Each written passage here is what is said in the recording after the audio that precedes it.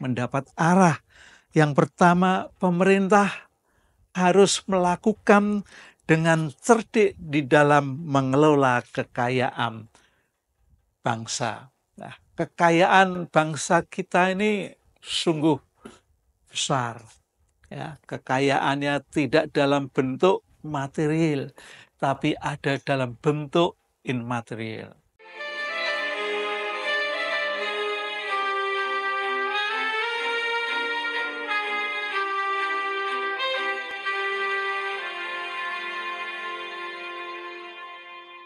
Pada hari Rabu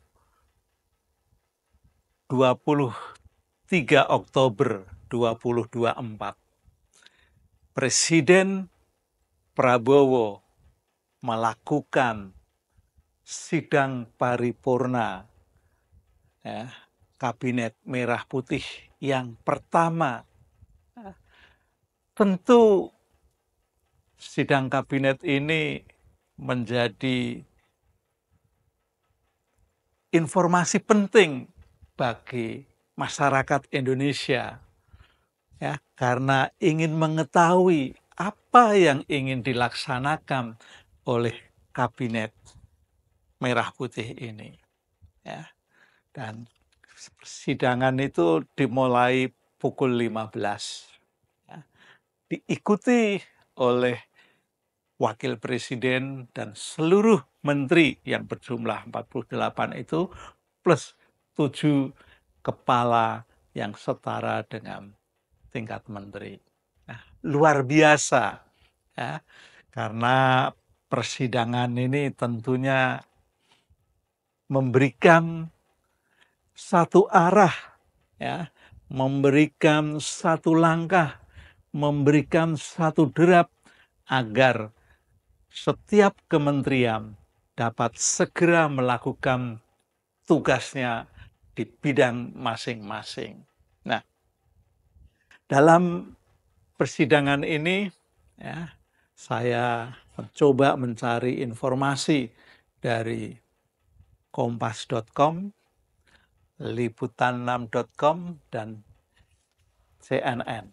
Nah, dari ketiga platform itu ya, ada banyak hal yang bisa saya sampaikan kepada netizen, kepada masyarakat di seluruh tempat yang mau mengikuti Sahabat Usia Mas. Nah, dari informasi sidang kabinet perdana ini, ya, ternyata Presiden Prabowo hanya memberikan pengarahan. Ya, tentu pengarahan ini sangat penting karena bisa menyelaraskan perjalanan kabinet sepanjang 5 tahun ke depan. Nah, dari peserta yang jumlahnya 48 menteri dan 12 pejabat setingkat menteri beserta dengan wakil presiden ini mendapat arah. Yang pertama, pemerintah harus melakukan dengan cerdik di dalam mengelola kekayaan bangsa. Nah, kekayaan bangsa kita ini sungguh besar. Ya, kekayaannya tidak dalam bentuk material, tapi ada dalam bentuk immaterial. Ya, bentuk material banyak sekali. Ya, ada hutan, ada perkebunan, ada sawah, ada tambang. Ya, yang tambang jumlahnya juga sungguh sangat banyak.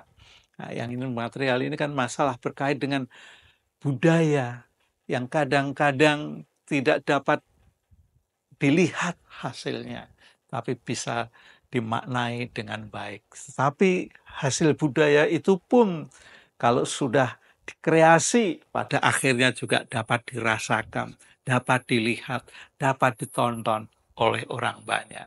Tetapi memang budaya ini tidak seperti tambang, tidak seperti kebun hasilnya. Tapi ini masalah yang berhubungan dengan intelektual, berhubungan dengan pengapresiasian. Nah, jadi hal yang disampaikan Prabowo selain masalah pemerintah yang harus cerdik dalam mengelola kekayaan bangsa ini, juga pemerintah harus dapat menjamin kebutuhan dan kelangsungan hidup NKRI. Jadi KNRI memang tidak boleh pecah. KNRI tetap harus ada. Nah, sampai kapanpun harus diperjuangkan oleh generasi ke generasi berikutnya bahwa NKRI ini tetap harus ada. Nah, kalau sampai pecah ya sudah susah sekali. Dan mengelola keberadaan NKRI ini juga harus dengan cara yang handal, harus dengan cara yang cerdik, harus dengan cara yang pandai, ya, dan bisa menjaga serta mengelola kekayaan bangsa kita. Nah, jadi NKRI ini memang harus dikelola dengan baik, harus dikelola dengan cerdik. Dan yang penting lagi para pengelola yang ada di dalam kabinet, ya, bahkan nantinya juga ada dalam pemerintahan tingkat provinsi, kabupaten, dan kota, itu harus melakukan dengan tulus. Ya, kalau tidak dapat memberikan kegiatan dalam melakukan secara tulus itu, tentu negara akan sangat sulit untuk dipercaya oleh rakyat Indonesia. Nah, dengan memberikan layanan yang prima, yang tulus itu, negara dapat memberikan pelayanan yang baik bagi rakyat Indonesia. Kalau rakyat Indonesia bisa dilayani dengan baik, ya, dan pemerintah atau negara dapat memberikan kebutuhan hidup rakyatnya dan bisa membayar segala kebutuhan negara yang modern. Jadi negara Indonesia kan mau tidak mau pada saatnya harus menjadi negara yang modern. Nah, untuk menjadi negara yang modern ini tentu diperlukan dana yang besar. Ya, apalagi untuk menghidupi rakyat yang jumlahnya 280 juta pada saat ini. Ya, semoga saja rakyat Indonesia akan mengalami kemajuan, akan mengalami kemakmuran, dapat memenuhi segala kebutuhannya yang paling utama, ya, dengan kepemimpinan Presiden Prabowo ini benar-benar menjadi tumpuan harapan. Nah, selain itu Prabowo juga ngerem atau istilahnya memberi warning kepada para menteri untuk tidak banyak melakukan perjalanan ke luar negeri dan juga mengurangi kegiatan-kegiatan seremonial. Ya, kegiatan perjalanan ke luar negeri ini bisa karena mau studi banding, mau melakukan kerjasama, ya, ataupun kegiatan yang lain, ya, melakukan expo dari produk kementerian ke luar negeri. Nah, itu bisa dikurangi. Lalu dia juga meminta para menterinya untuk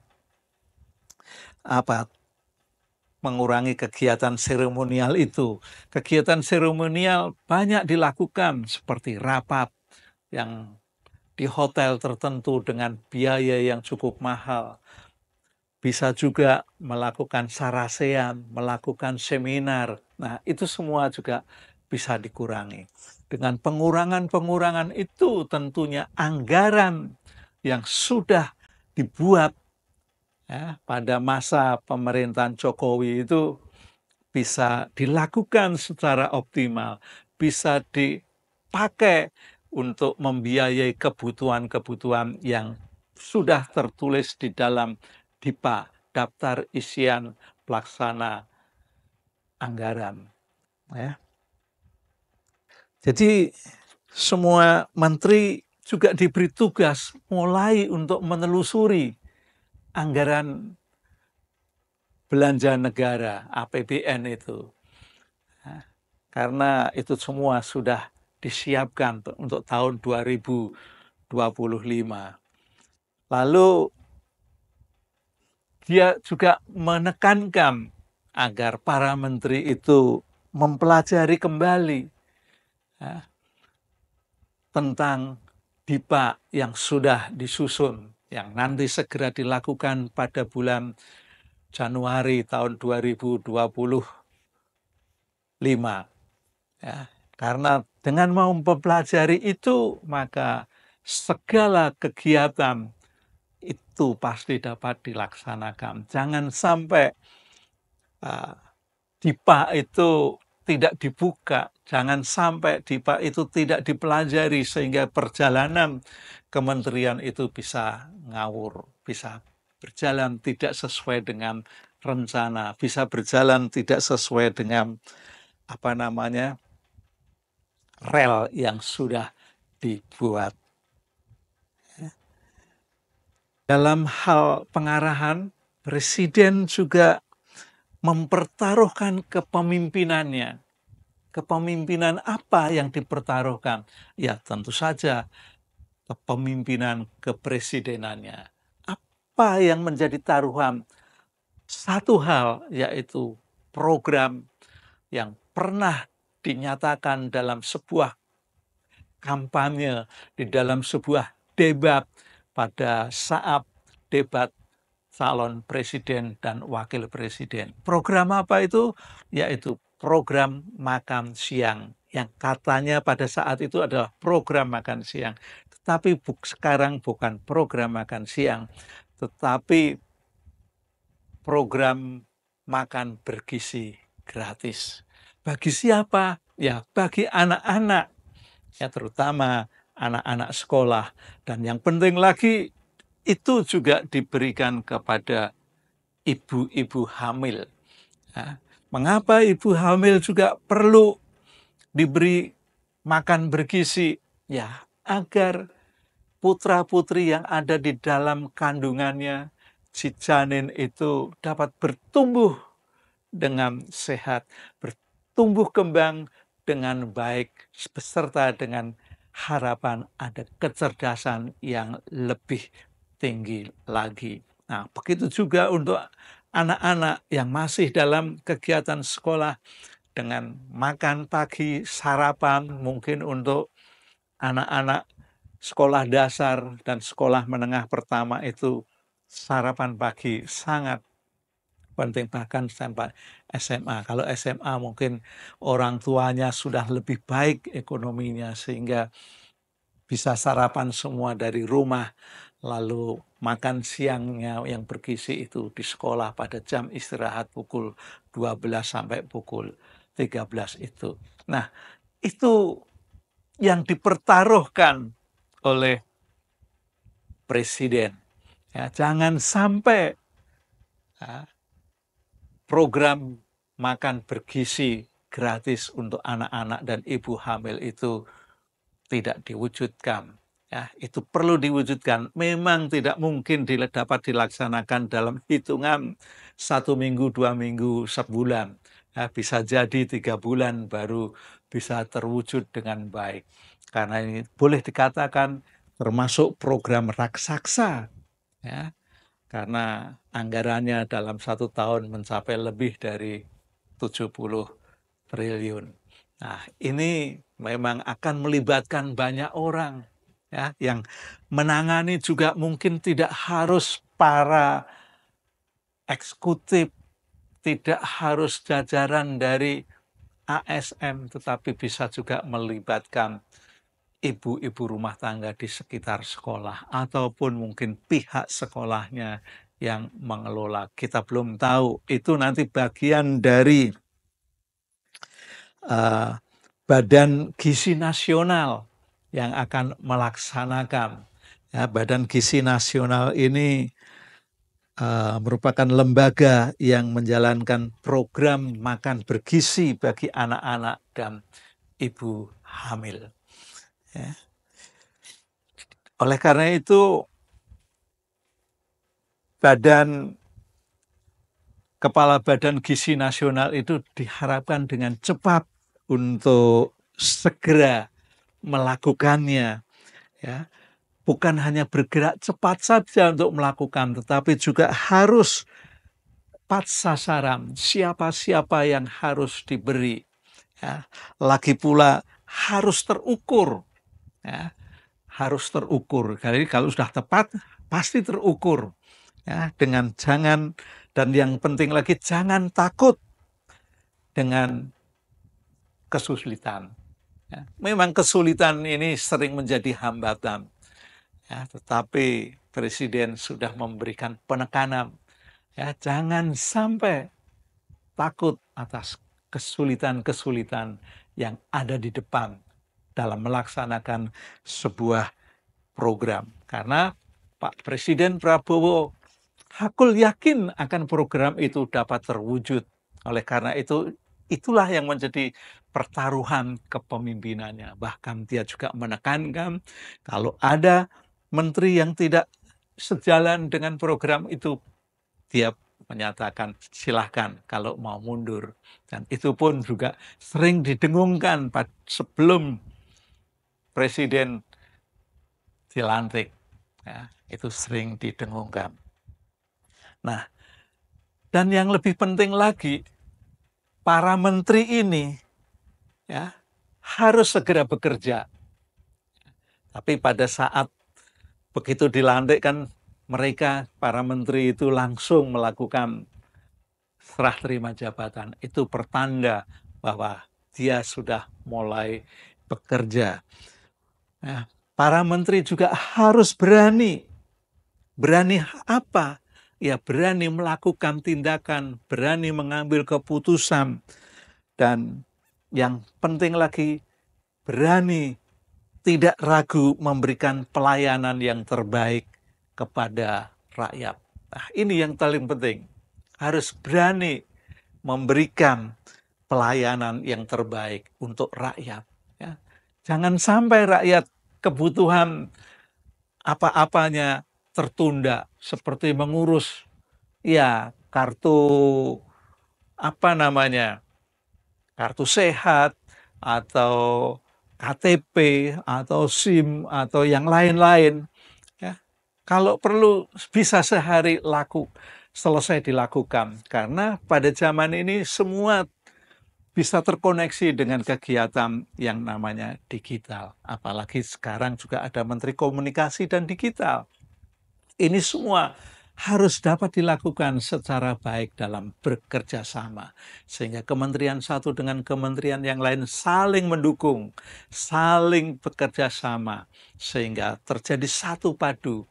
Dengan demikian NKRI akan menjadi makmur. Dan sekali lagi, Presiden Prabowo menekankan pentingnya melayani untuk rakyat. Karena semua kepentingan di dalam pemerintahan itu adalah untuk memenuhi kebutuhan rakyat. Jangan sampai rakyat sengsara, jangan sampai rakyat menderita, jangan sampai rakyat mengalami hal-hal yang kurang baik yang disebabkan oleh para jabat negara, para jabat daerah. Itulah yang menurut saya penekanan dalam memberikan pengarahan oleh Presiden kepada jajaran pembantunya yang disebut dengan menteri dan pembantu-pembantu yang lainnya seperti kepala-kepala badan. Oke, sampai di sini kita berjumpa dan ketemu pada sesi yang lain. Bye-bye.